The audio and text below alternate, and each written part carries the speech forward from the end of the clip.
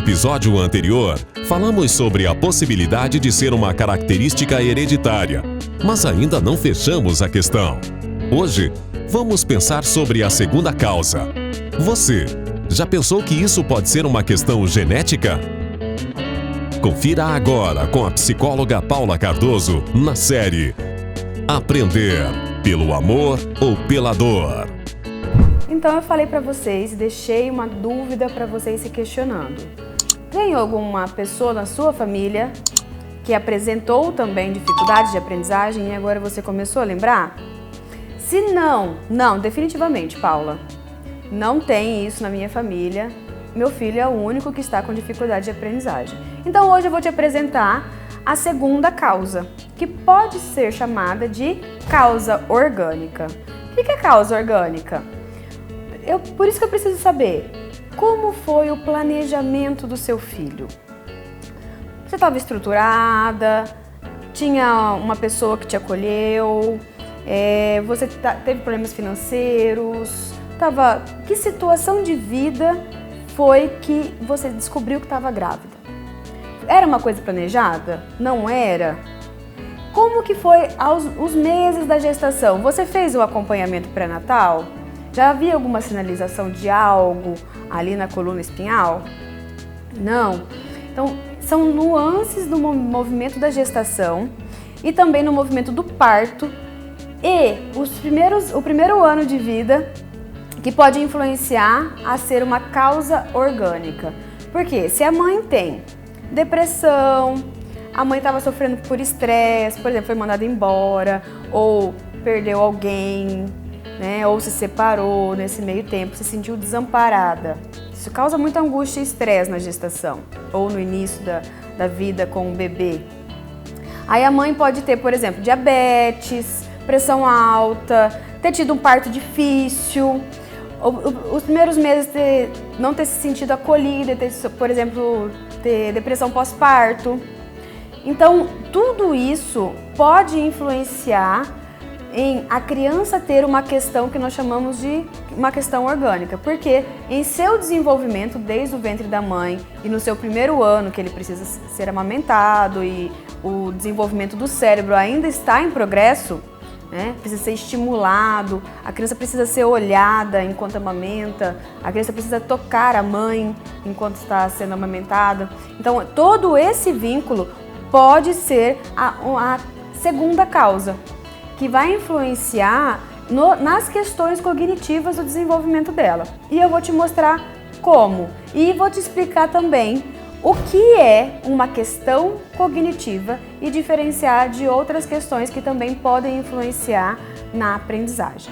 Então existe dentro do seu filho e dentro de você algumas funções que estão envolvidas com a aprendizagem. A primeira, que é o nosso foco de hoje, é a cognição, que também chamamos de inteligência. A segunda seria memória. É um outro ponto importante. A terceira chama humor. E há também outras possibilidades e funções dentro da cabecinha do seu filho. Mas nós vamos focar aqui na cognição, porque qual é a queixa? Dificuldades de aprendizagem. Então, primeiro nós vamos investigar se o seu filho tem realmente uma questão de um rebaixamento cognitivo ou não. Mas como que a gente pode saber disso? Então, vamos começando. Comece a observar ele. Nós temos o sistema nervoso central. O que é o sistema nervoso central? É o nosso cérebro e a nossa coluna. Eu vou fazer um desenho simples para vocês verem aqui, ó. Então, o que acontece? Por exemplo, quando eu toco o meu dedo, tem uma rede neuronal que chega até a minha coluna. E da minha coluna, ela vai até meu cérebro e ela decodifica o que eu vou fazer com essa estimulação. Então ela decide, então eu não gostei da estimulação, tá me pinicando, eu vou tirar o dedo. Beleza, então a estimulação vem aqui. Esse caminho neuronal é o que você pode começar a perceber no seu filho. Será que existe alguma lentidão quando alguém está explicando algo para ele e então ele demora um tempo para entender o que estava acontecendo e depois emite uma resposta? Pareceu estranho isso, você começar a observar por esse lado? Mas você vai perceber que é bem simples.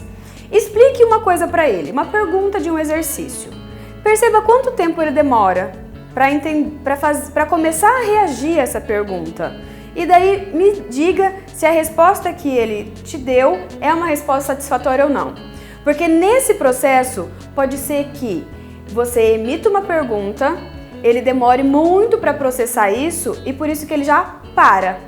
Ele nem te dá a resposta. Ou você pode perceber que ele vai te dar uma resposta que não responde aquilo que você perguntou.